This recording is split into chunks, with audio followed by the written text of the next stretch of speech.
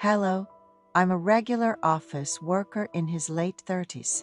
I managed to get married a little less than 2 years ago after persistently courting my girlfriend, who is 9 years my junior. From my wife's perspective, she got married at a relatively early age.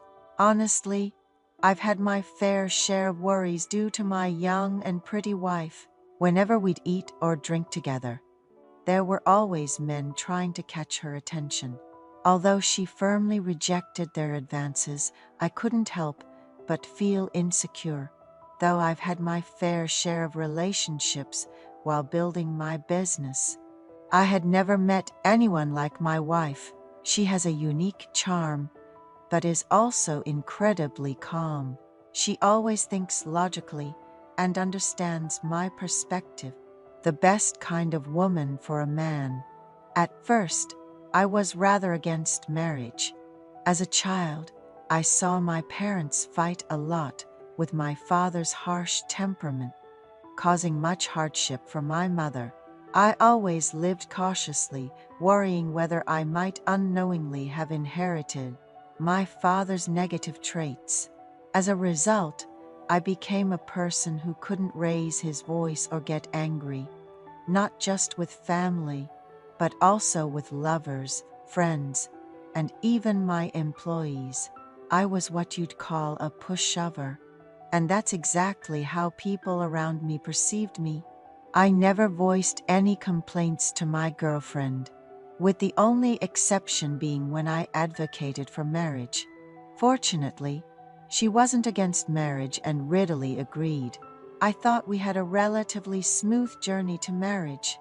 During our relationship, I was always worried about losing her. But after getting married, I was somewhat relieved. Well, with the exception of her ex-boyfriends attending our wedding because they were common friends and sending congratulatory money.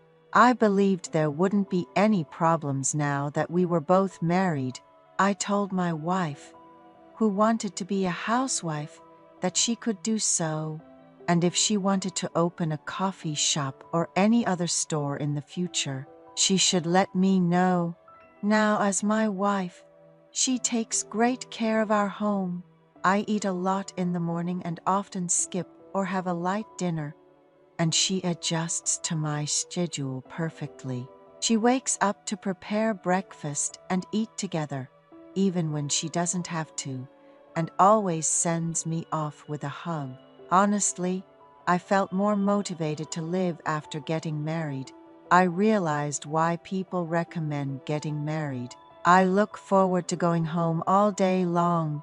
Then in January of this year, we celebrated my wife's second birthday since our marriage. My wife said she had something she really wanted to do and hoped I'd agree. To be honest, I was ready to agree, even if she wanted to buy a house or a car. But what she wanted was to go out for exactly 24 hours on my birthday. I thought we were going on a trip together, or maybe having a meal with the in-laws. But her wish was completely beyond my expectations. I was curious about why she wanted to do that, so I asked, "All right, everyone needs some free time, but what do you plan to do?" She just smiled and said, "My condition is that you absolutely can't ask what I did or who I met." To be honest, I didn't have a reason not to agree. She had never done anything wrong by me, and I believed she was a very ethical and rational person. But somehow, her condition troubled me. She was asking not to be questioned about who, when, where, or what she did. Of course, I wouldn't mind if she went clubbing or enjoyed herself with friends. It wouldn't be fair for her to live her life just for me, especially since she hadn't even finished her 20s. Despite that, the thought kept coming back to me throughout the day, and even when I saw her at home, I was so anxious that I had trouble with my daily life. Naturally, she noticed. She gently said, "Are you worried? If so, I'll tell you my timeline." I said, "No, it's okay. Do what you want." But I was relieved inside. It was the first time I realized how petty I was, and I felt guilty. Then came the day of my wife's birthday, a day I had been dreading. I celebrated her birthday right after midnight, blew out the candles on the cake, and gave her the bag she had wanted. Seeing her excited like a child, I felt a little better. When I woke up, she was gone. She had prepared all my favorite side dishes and seaweed soup, which I just needed to heat up. There was a note that said, "I'll be back before my birthday ends. I love you." She left in the morning and would return before midnight. My anxiety subsided. I thought she just wanted to have fun on her birthday, so I went to work, came home, and fell asleep first. She came home and fell asleep next to me. The next morning, she was too tired to prepare breakfast, so I had a simple breakfast of cereal and bread. When I had a moment, I saw a message she had sent around noon when she came home. As expected of my wife, she had organized her day into an Excel spreadsheet. It was a timeline detailing what she had done at each hour since the morning. She had been to a nail salon at 10 a.m., a makeup and hair salon at 11:30 a.m., had lunch with a friend around 2 p.m., and so on. Considering her declaration, she seemed to have had a relatively low-key day. She had also gone shopping and listed everything she bought. However, my eye was drawn to the last item on the list, hotel. It was in a neighborhood I knew well. It was where she had lived before she met me. It was also where her ex-boyfriend used to live. She had stayed there for exactly 4 hours, not overnight. Given that I knew when she came home, the timing was likely accurate. I was confused as to why her final destination was a hotel, especially in the neighborhood where her ex-boyfriend lived. He was the one who had attended our wedding and even gave a generous gift of 1,000,000 won. According to my wife, it was because he paid a lot for dates when he was studying for the bar exam. Maybe he was grateful, but who gives such a large gift at someone else's wedding out of gratitude? It didn't make sense to me and bothered me. Still, I was relieved that they weren't in direct contact. But now that this suspicious event had happened, my anxiety grew uncontrollably. Unable to sort out my thoughts, I asked my wife, "Did you have fun on your birthday?"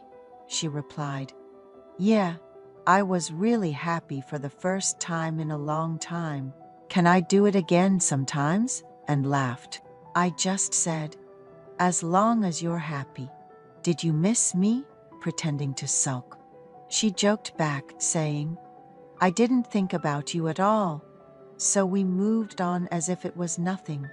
But it's still bothering me. The fact that she went to a hotel after getting dolled up in the morning.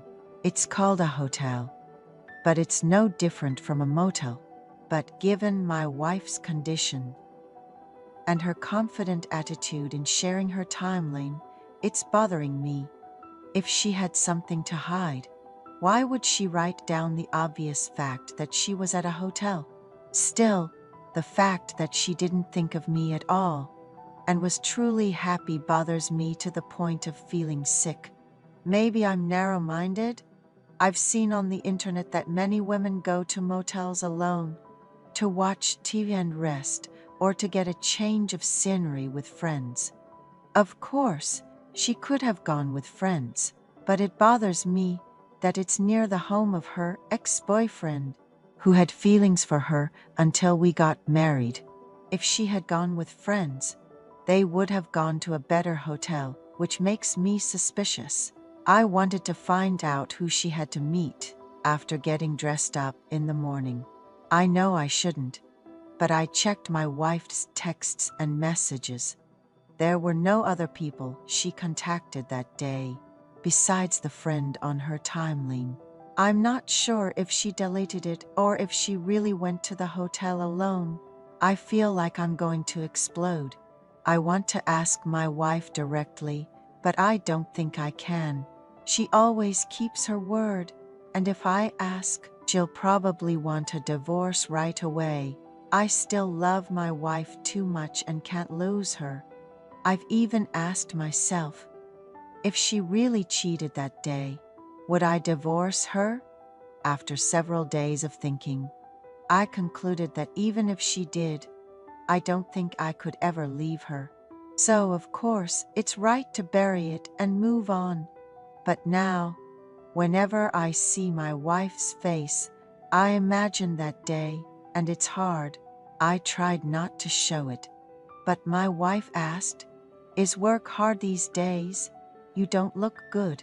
Are you overdoing it?"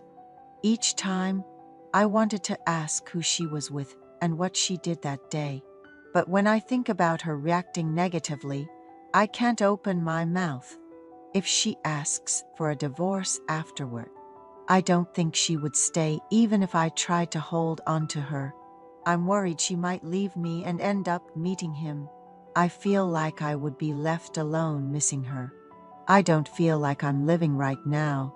I thought I was enjoying all the happiness in my life after marriage, but since my wife's birthday, it's been painful to see her face at home.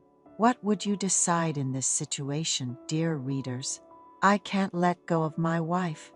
I don't know whether I should risk divorce and ask about that day, or just cover it up and wait for time to solve it. I hope this translation is helpful. If there are any parts that are not clear, or if you have any other requests, please let me know. Honestly, it's too short a time to think she went there for a staycation. We're not short of money, so why would she go to a motel and stay for only 4 hours? Is there any other reason to do so?